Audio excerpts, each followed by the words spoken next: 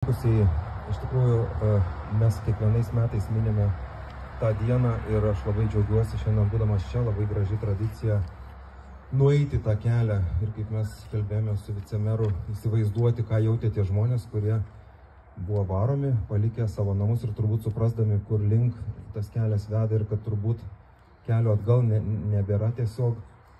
Tai, žinot, tikrai buvo sunkus metas. Jūs turbūt apie tai mokotės istorijos pamokose ir ačiū šiandien už istorijos pamoką, kurią mokytoja pravedė. Bet tikrai buvo sunkus metas, nes Lietuva buvo šviežiai, galima sakyti, okupuota sovietų. Čia pat atėjusi Vokietijos okupacija, šalis netekusi valstybingumo, žmonės pasimetę. Aš įsivaizduoju, kad daugeliu galbūt ir automatas buvo įremtas į galvą, į smilkinį. Ir iš tikrųjų įvyko žiauri tragedija. Didelė dalis Lietuvos visuomenės tiesiog sunaikinta. Ir pagrindinis klausimas, kurio iki šios dienos mes vis dar neatsakome, nerandame savo tiesiog atsakymo, yra kodėl. Kodėl, kaip taip nutinka, už ką, kodėl žmonės, vaikai, maži vaikai, ką tik gimė ir ką tik pradėjo lankyti mokyklą, arba kaip jūs dabar, gyvenantis, svajojantis, įsimylėję, besiruošiantis gyvenimui, kodėl taip nutiko.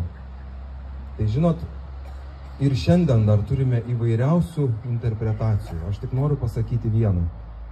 Tie iš jūsų, kurie skaitėte Dievų mišką, Valios Sruogos, galbūt kai kurie žiūrėjote ir Šindlerio sąrašą, Steveno Spielbergo filmą, kuris mano galva yra toks labiausiai paveikus būtent holokausto atminimo įamžinimas.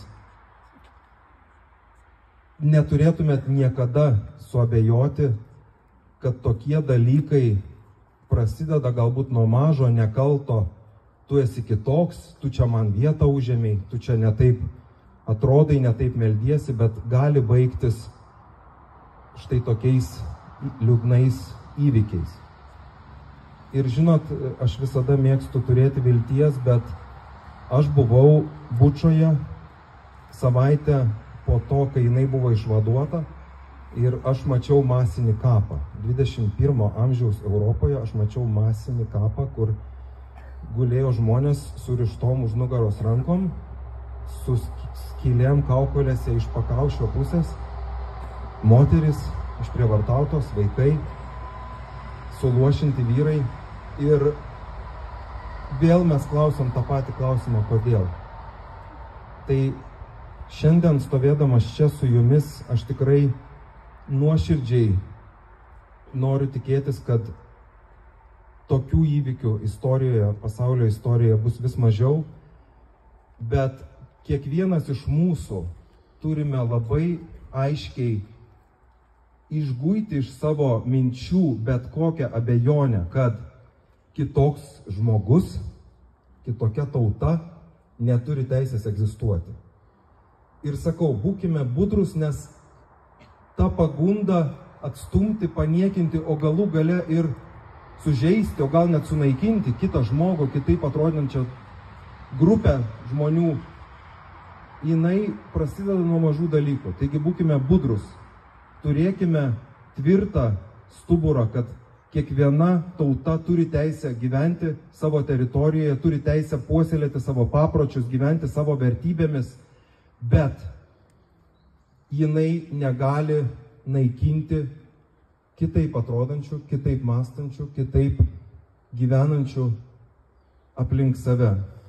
Ir tai galbūt atrodo labai abstraktu, bet aš tikiu, kad kiekvienas iš mūsų galime pagalvoję savo mintise suprasti, apie ką aš kalbu. Ir tikrai tų pavyzdžių savo aplinkoje atrasime. Taip kad linkiu jums visiems turėti šventą tikėjimą, kad kitas žmogus irgi yra sukurtas Dievo, kitas žmogus yra irgi vertingas, su juo galima kalbėtis, galima klausti, kodėl tu atrodai kitaip, kodėl tu elgiesi kitaip, kuo mes skiriamės, bet jisai turi teisę egzistuoti ir tas turtingumas įvairovės, jisai puošia, jisai nepurvina, jisai puošia.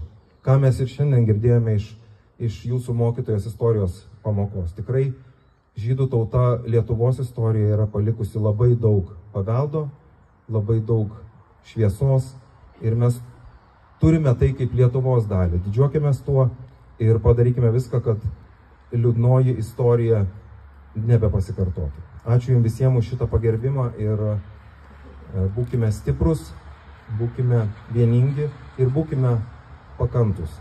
Ačiū.